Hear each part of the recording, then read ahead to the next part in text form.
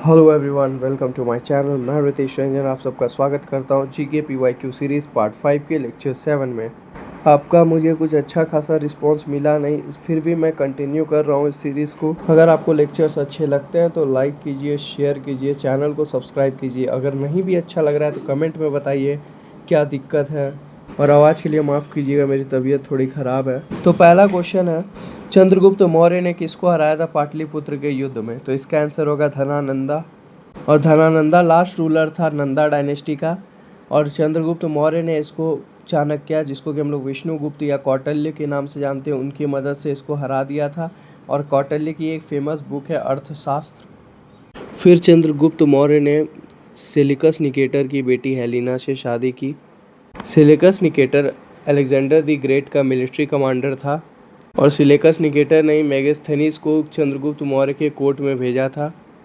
अब मेगास्थनीज की एक बुक भी है जिसका नाम है इंडिका, जिसमें मेगास्थनीज ने मेंशन किया है कि इंडिया में जो है ना 7 कास्ट में डिवाइडेड था, जो कि गलत है, 4 ही वर्ण में डिवाइडेड था। अकॉर्डिंग टू मेगास्थनीज जो 7 कास्ट डिवाइडेड थे, आइए वो पढ़ लेते हैं। पहला था फिलोसफर, फिर cultivation, shepherd, trader, warrior, overseer और काउंसिलर। मेगास्थनीज के अकॉर्डिंग इंडिया ये 7 कास्ट में डिवाइडेड था। हम्पी जो कि कैपिटल हुआ करता था एंशियंट विजयनगर का, वो कहाँ लोकेटेड है? तो इसका आंसर होगा कर्नाटका। हम्पी माता पंपा देवी के नाम पे रखा गया था और इनको हम लोग माँ पार्वती के समान मानते हैं साउथ में। और ये तुंगभद्रा रिवर के बैंक में लोकेटेड है। विजयनगर एम्पायर को पहले कर्नाटका साम्राज्यमु बोला जाता था। और नरपति उनको बोलते थे जिनका मतलब होता है लॉर्ड ऑफ मैन, या फिर उनको बुलाया जाता था जो उस टाइम विजयनगर एम्पायर के जो हैं किंग होते थे या रूलर होते थे। अब कुछ विजयनगर एम्पायर के कंटेम्प्रेरीज भी थे, जैसे अश्वपति। अश्वपति उनको बोलते थे जो बहमानी रूलर्स थे। और गजपति उनको बोला जाता था जो रूलर्स ऑफ उड़ीसा थे। अब हम लोग बात करेंगे विरूपाक्ष टेम्पल के बारे में, जो कि शिव जी का मंदिर है। 2 विरूपाक्ष टेम्पल थे, एक पट्टाडक्कल में, एक हम्पी में। पट्टाडक्कल में जो टेम्पल था उसको क्वीन लोक महादेवी बनवाई थी, जो कि चालुक्य डायनेस्टी की थी। और जो विजयनगर में था उसको लखन डंडेशा ने बनवाया था, जो कि हम्पी में है। नेक्स्ट क्वेश्चन है, बोल रहा है जो बहमानी किंगडम था वो कितने इंडिपेंडेंट स्टेट में ब्रेक हुआ था? तो इसका आंसर 5 होगा। सबसे पहले हम लोग बहमानी किंगडम के बारे में पढ़ते हैं। इसको अलाउद्दीन बहमान शाह ने 1347 में इस्टेब्लिश किया था। इसको हम लोग हसन गंगू के नाम से भी जानते हैं। और अहमद शाह के द्वारा जो बहमानी किंगडम का कैपिटल था उसको गुलबर्ग से बेदार शिफ्ट कर दिया गया था। अब हम लोग बात करने वाले हैं कि बहमानी किंगडम किन 5 इंडिपेंडेंट स्टेट में टूटा था। जैसे कि हमको पता है 5 पार्ट में टूटा था। तो पहला है बेरर, जिसमें इमाद शाह डायनेस्टी रूल कर रही थी। दूसरा है बीदर, जिसमें बरीद शाही डायनेस्टी थी। तीसरा है गोलकोंडा, जिसमें कुतुब शाही डायनेस्टी थी। और हम लोग जो हैदराबाद में 4 मीनार है उसके बिल्ड करने का क्रेडिट कुतुब शाही डायनेस्टी को देते हैं। फिर बात करते हैं बीजापुर की, जिसमें आदिल शाह डायनेस्टी थी। और आदिल शाह डायनेस्टी के ही जो रूलर थे और फाउंडर भी थे यूसुफ आदिल शाह, उन्होंने वर्ल्ड का 2nd लार्जेस्ट डोम स्ट्रक्चर बनाया, जिसको कि हम लोग गोल गुम्बज के नाम से जानते हैं। और इसके आर्किटेक्ट थे याकूत ऑफ दाबुल। अब लास्ट इंडिपेंडेंट स्टेट बचा है अहमदनगर, जिसमें निजाम शाही डायनेस्टी का रूल चल रहा था। नेक्स्ट क्वेश्चन पूछ रहा है बाजीराव वन या बाजीराव बल्लाल किनके बेटे थे? तो इसका आंसर होगा माधवराव। अभी हम लोग बाजीराव वन के बारे में पढ़ने वाले हैं। ये one of the greatest ruler थे और इन्होंने छत्रसाला जो कि रूलर थे बुंदेला के, इनकी मदद भी की थी। और इनकी बेटी जो मस्तानी है उनसे शादी भी कर ली थी। इस टाइम 2 तरह का टैक्स चलता था। एक होता था चौथ, जिसको 1/4 होता है रिवेन्यू का। और एक होता था सरदेश मुखी, जो कि एडिशनल 10% टैक्स था। अभी हम लोग बात करेंगे बाजीराव 2 के बारे में। बाजीराव 2 को हम लोग रघुबा भी बोलते हैं और ये बेटे थे रघुनाथ राव के। बाजीराव 2 या राघोबा के ही एडॉप्टेड सन का नाम था नाना साहेब। शेड्यूल 7 में हमको पता है डिवीज़न ऑफ पावर दिया है यूनियन और स्टेट के बीच में, जिसके तहत हम लोग 3 लिस्ट के बारे में जानते हैं, यूनियन लिस्ट, स्टेट लिस्ट और concurrent list. Originally union list में 97 सब्जेक्ट था, लेकिन करेंटली बात करें तो 100 सब्जेक्ट्स हैं। वहीं स्टेट की बात करें तो ओरिजिनली 66 था, करेंटली 59 सब्जेक्ट्स हैं। और कंकरेंट लिस्ट की बात करें तो ओरिजिनल 47 था और करेंटली 52 सब्जेक्ट्स हैं। यूनियन लिस्ट के कुछ इंपॉर्टेंट सब्जेक्ट्स हैं, जैसे कि डिफेंस हो गया, आर्म्स एंड एम्यूनेशंस हो गया, एटॉमिक एनर्जी हो गया, फिर सिटीजनशिप हो गया, रेलवेज़ हो गया, एयरवेज़ हो गया, करेंसी और भी बहुत चीज़ है। अब बात करते हैं स्टेट लिस्ट की। इसमें आपकी पुलिस आ गई, हेल्थ आ गया, पिलग्रिमेज आ गया, लीकर आ गया, लाइब्रेरी हो गया, या फिर बरियल ग्राउंड्स हो गया, फिशरीज़ हो गया। तो हम लोग इंपॉर्टेंट सब्जेक्ट्स की बात करते हैं जो कंकरेंट लिस्ट में आते हैं और इससे क्वेश्चन पूछता ही पूछता है। एजुकेशन आता है, इंसॉल्वेंसी एंड बैंकरप्सी आता है, मैरिज एंड डाइवोर्स आता है, फॉरेस्ट एंड वाइल्ड लाइफ आता है, फैमिली प्लानिंग आता है इसके अंदर, पॉपुलेशन कंट्रोल आता है और ट्रेड यूनियन भी आता है। ये सब इंपॉर्टेंट थे। नेक्स्ट क्वेश्चन है, कौन सा आर्टिकल बोलता है कि डीपीएसपी एक फंडामेंटल है और ये स्टेट का ड्यूटी है कि वो अप्लाई करे इन सब लॉ को। तो आइए अभी हम लोग डीपीएसपी से रिलेटेड कुछ पढ़ लेते हैं इंपॉर्टेंट आर्टिकल्स। जैसे कि आर्टिकल 36 डिफाइन करता है स्टेट को, जो कि आर्टिकल 12 में बता चुके हैं हम ऑलरेडी, ज़रा सा भी चेंज नहीं है। क्वेश्चन का आंसर आर्टिकल 37 होगा। अभी हम लोग आर्टिकल 37 डिटेल में पढ़ेंगे। आर्टिकल 37 बोलता है डीपीएसपी फंडामेंटल है लेकिन इन्फोर्सिएबल नहीं है कोर्ट में, मतलब हम लोग इसको लेके कोर्ट नहीं जा सकते हैं। और आर्टिकल 37 में ये भी लिखा हुआ है कि स्टेट का ड्यूटी भी है कि वो जब लॉ बना रहे हो तो ये सारे प्रिंसिपल को अप्लाई करें जिससे सोसाइटी का भला हो। और वहीं आर्टिकल 38 बात करता है कि डीपीएसपी का मेन उद्देश्य है कि एक वेलफेयर स्टेट बनाना। और आर्टिकल 38 में ही 44th अमेंडमेंट 1978 से जोड़े थे कि इनकम स्टेटस में, फैसिलिटी में और अपॉर्चुनिटी में कम से कम इनइक्वालिटीज़ होना चाहिए। नेक्स्ट हम लोग याद करेंगे आर्टिकल 39 को, जिसमें कि 6 सब क्लॉज है जिसको हम लोग याद रखेंगे LDC goes to PHC। Article 39 के सब क्लॉज ए में L से याद रखेंगे लाइवलीहुड, सब क्लॉज बी में D से याद रखेंगे डिस्ट्रीब्यूशन, और सब क्लॉज C से याद रखेंगे concentration of wealth, sub clause D में याद रखेंगे आपका इक्वल पे, सब क्लॉज ई में याद रखेंगे आपका हेल्थ, और सब क्लॉज एफ में याद रखेंगे चिल्ड्रेन। देखिए अभी टाइम नहीं है इतना डिटेल में पढ़ाने का, इसलिए जैसे बता रहा हूँ बस आप पढ़ते जाइए। अब आर्टिकल 39 सब क्लॉज ए की बात नहीं कर रहा हूँ, नेक्स्ट आर्टिकल है आर्टिकल 39A, जिसमें लिखा हुआ है provide free legal aid to poor. Article 40 बात करता है पंचायत का। आर्टिकल 41 बात करती है राइट टू वर्क के बारे में और एजुकेशन। आर्टिकल 42 बात करता है जस्ट एंड ह्यूमन कंडीशन होना चाहिए काम करने के लिए और मैटरनिटी रिलीफ मिलना चाहिए महिलाओं को। आर्टिकल 43 बात करता है एक सिक्योर लिविंग वेज होना चाहिए, स्टैंडर्ड ऑफ लिविंग होना चाहिए और वर्कर्स को अपॉर्चुनिटी मिलते रहना चाहिए। आर्टिकल 43A बोलता है इंडस्ट्रीज़ और अंडरटेकिंग का जो मैनेजमेंट होता है उसमें वर्कर्स का पार्टिसिपेशन होना चाहिए। और आर्टिकल 44 बात करता है यूनिफॉर्म सिविल कोड की। मैं 2-3 क्वेश्चन छोड़ रहा हूँ क्योंकि हम लोगों ने पहले ही वीडियो में उसको डिस्कस कर चुका है, तो अब इसका कोई मतलब नहीं बनता है डिस्कस करने का। चलिए नेक्स्ट क्वेश्चन की बात करते हैं। नेक्स्ट क्वेश्चन बोल रहा है ट्रॉपिकल साइक्लोन ओरिजिनेट किस रीजन में होता है, तो इसका आंसर होगा बे ऑफ बंगाल, अरेबियन सी और द इंडियन ओशियन। नेक्स्ट बात करते हैं साइक्लोन बनता कैसे है। तो हम लोग को पता है विंड का जो डायरेक्शन होता है वो high pressure to low pressure होता है।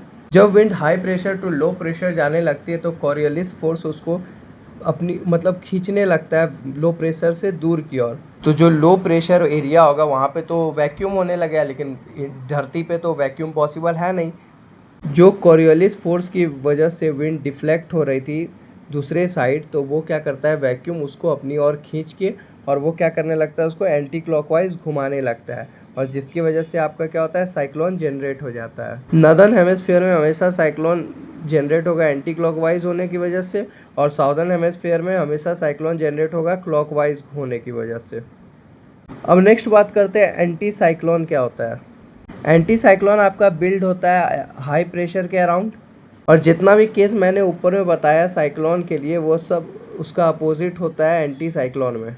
जब साइक्लोन आती है तो कौन सा क्लाउड बनता है अगर पूछ लेगा तो इसका आंसर होता है कुमुलो निम्बी क्लाउड्स फॉर्म होता है। और साइक्लोन का जो सेंटर पार्ट होता है ना वो एकदम काम होता है, जैसे कि आई की तरह होता है साइक्लोन का, वो वहाँ पे कोई क्लाउड फॉर्म नहीं होता है।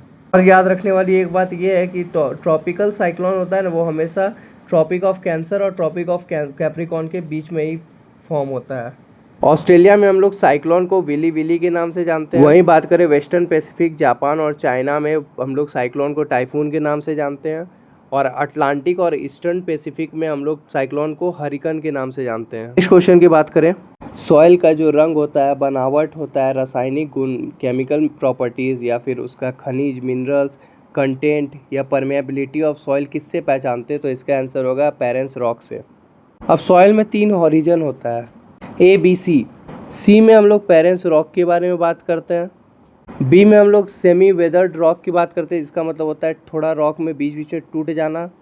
और वहीं ओरिजिन एज में हम लोग टॉप सॉइल की बात करते हैं, जिसमें आपका एक और लेयर पाया जाता है जिसको कि हम लोग बोलते हैं ओ लेयर। ओ लेयर मीन्स होता है ऑर्गेनिक लेयर, जिसको कि हम लोग ह्यूमस भी बोलते हैं।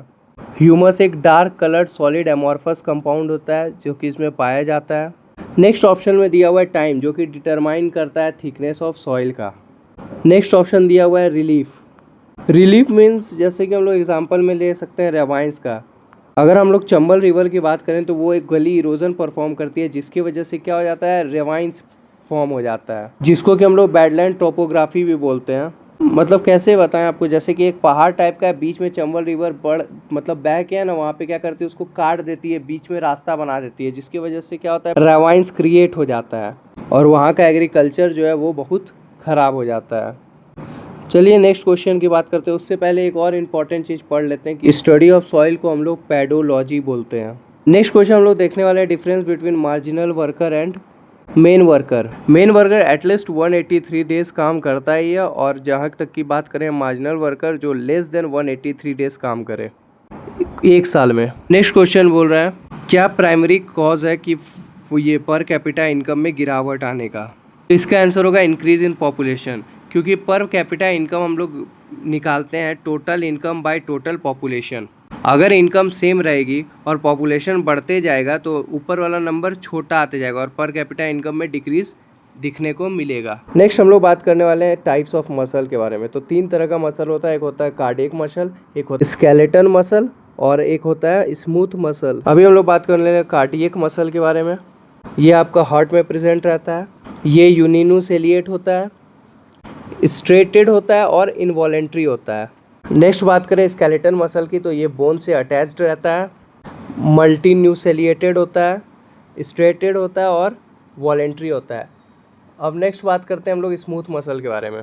ये विसेरल ऑर्गन होता है, जैसे कि इंटेस्टाइन में हो गया, स्टोमक में हो गया। ये यूनिन्यूसेलिएट होता है, ये अनस्ट्रेटेड होता है और इनवॉलेंट्री होता है। तो क्वेश्चन पूछ रहा है कौन सा मसल पाया जाता है आपका यूटेरस में, आयरिश ऑफ द आई में और ब्रोंकी में। तो इसका आंसर होगा स्मूथ मसल। नेक्स्ट क्वेश्चन बोल रहा है अगर हम वेलोसिटी को कांस्टेंट कर दें तो मोशन ऑफ ऑब्जेक्ट कैसा होगा। तो इसका आंसर होगा यूनिफॉर्म, क्योंकि एक्सेलरेशन मीन्स होता है rate of change in velocity, और वेलोसिटी को ही अगर हम कांस्टेंट कर दें तो कोई चेंज होगा ही नहीं, जिसकी वजह से एक्सेलरेशन जीरो हो जाएगा, और एक्सेलरेशन जीरो हो जाएगा तो बस मोशन क्या हो जाएगा, यूनिफॉर्म हो जाएगा आपका। वेलोसिटी का जो यूनिट होता है वो मीटर पर सेकंड में होता है, और एक्सेलरेशन का जो यूनिट होता है वो मीटर पर सेकंड स्क्वायर में होता है। अब आप फिजिक्स पढ़िए तो उसमें आप कुछ फिजिकल क्वांटिटीज़ पढ़िए, जैसे कि आपका हो गया डिस्टेंस हो गया, स्पीड हो गया, डिस्प्लेसमेंट हो गया, वेलोसिटी हो गया, एक्सेलरेशन हो गया। तो इन सबको हम लोग मापते हैं किसी चीज़ में। इसको मापने का 2 तरीका होता है, एक होता है वेक्टर क्वांटिटी, एक होता है स्केलर क्वांटिटी। जब कोई फिजिकल क्वांटिटी मैग्नीट्यूड और डायरेक्शन दोनों पे डिपेंड करता होगा तो उसको हम लोग वेक्टर क्वांटिटी में रखेंगे, जैसे कि डिस्प्लेसमेंट हो गया, वेलोसिटी हो गया, एक्सेलरेशन हो गया। वहीं बात करें जो फिजिकल क्वांटिटी जिसका हम सिर्फ मैग्नीट्यूड पे डिपेंड करता है उसको हम लोग स्केलर क्वांटिटी में नापते हैं, जैसे कि डिस्टेंस हो गया, स्पीड हो गया। इसमें किसी और दिन डिटेल में बात करेंगे। नेक्स्ट क्वेश्चन है कौन सा डांस फॉर्म नटवरी डांस से एसोसिएटेड है। तो इसका आंसर होगा कथक। कथक यूपी का क्लासिकल डांस है, इसको हम लोग डांस ऑफ स्टोरी टेलर्स भी बोलते हैं, और ये एकमात्र क्लासिकल डांस है जिसमें हिंदुस्तानी म्यूज़िक का यूज़ होता है। बाकी जितने भी क्लासिकल डांस है सब में हम लोग कर्नाटिक म्यूज़िक का यूज़ करते हैं। अब कथक के 3 घरानाज हैं, लखनऊ घराना जिसके फाउंडर ईश्वरी प्रसाद हैं, जयपुर घराना जिसके फाउंडर भानु जी हैं, और बनारस घराना जिसके फाउंडर जानकी प्रसाद हैं। नेक्स्ट हम लोग पढ़ेंगे फोक डांसेस ऑफ यूपी, जो कि आपका नटवरी, नौटंकी, ख्याल, चारकुला और रासलीला। अभी हम लोग कुछ फोक डांसेस याद करेंगे जो कि हिमाचल प्रदेश के हैं। उसकी ट्रिक है नाटा छोरा अमन सांड पे बैठ के राक्षसों का चोला ओढ़कर छपाछप कर रहा है। आइए अब डांसेस याद करते हैं। गुरेही, नाटी, झोरा, धमन, सांड, राक्षस जिसको कि हम लोग डेमोन डांस भी बोलते हैं, चोलम्बम और चपेली। नेक्स्ट झारखंड के कुछ इंपॉर्टेंट फोक डांसेस हैं, जैसे कि छऊ, पैका, फगुआ, झुमेर, हुंता, डोमकच, संथाली और करम। नेक्स्ट क्वेश्चन है किस विटामिन के कमी से रिकेट्स होता है। तो इसका आंसर होगा विटामिन डी। जिन्होंने इन सब विटामिन को विटामिन कहा उनका नाम है कैसिमिर फंक। 1912 में इन्होंने नाम दिया था विटामिन। अब विटामिन 2 तरह का होता है, एक होता है वाटर सॉल्यूबल, एक होता है फैट सॉल्यूबल। जो वाटर सॉल्यूबल होता है उसको हम लोग याद करेंगे BC से, विटामिन B और विटामिन C। और जो फैट सॉल्यूबल होता है उसको हम लोग कीड़ा से याद करेंगे, vitamin K, vitamin E, vitamin D और विटामिन A। और यार अगर वीडियो अच्छा लग रहा होगा तो वीडियो को शेयर करो, दबा के लाइक करो, एकदम व्यूज़ पहुंचाओ। यार क्या तुम लोग कर रहे हो बताओ, इतना मेहनत हम कर रहे हैं तुम लोग के लिए। अभी हम लोग पढ़ने वाले हैं विटामिन, उसके साइंटिफिक नेम और जो डिजीज़ उनके कमी के कारण होता है। तो पहला है विटामिन A, जिसका साइंटिफिक नेम रेटिनॉल है और जिसके कमी से ज़ेरोऑप्थेल्मिया होता है। नेक्स्ट बात करें विटामिन C, जिसका साइंटिफिक नेम है एस्कॉर्बिक एसिड और जिसकी कमी से स्कर्वी या ब्लीडिंग गम होता है। नेक्स्ट है विटामिन D, जिसका साइंटिफिक नेम है कैल्सीफेरॉल, जिसके कमी से रिकेट्स होता है बच्चों में। ऑस्टियोमेल्सिया होता है, मतलब बोन जो होता है ना सॉफ्ट हो जाता है।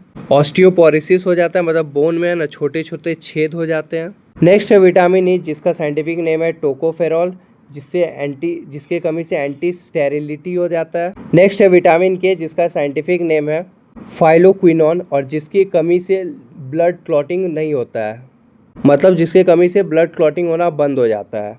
नेक्स्ट क्वेश्चन है, इनमें से जॉर्ज ऑरवेल की नॉवल कौन सी है? तो इसका आंसर होगा एनिमल फार्म।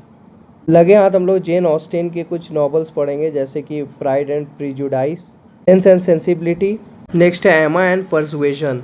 नेक्स्ट क्वेश्चन है, according to 2011 census of India, male और फीमेल का लिटरेसी रेट गैप कितना है इंडिया में? तो इसका आंसर होगा 16.68%। आइए कुछ और बात करते हैं 2011 सेंसस के लेके। लिटरेसी रेट इंडिया की 74.04% है। मेल लिटरेसी रेट आपका 82.14% है और फीमेल लिटरेसी रेट 65.41%।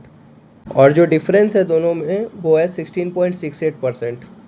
2001 सेंसस के अकॉर्डिंग जो लिटरेसी रेट थी वो 65.38% थी और 1951 सेंसस के अकॉर्डिंग जो लिटरेसी रेट थी वो 18.33% थी। स्टेट में हाईएस्ट लिटरेसी रेट केरला की है 94% और लोवेस्ट बिहार की है 61.4%।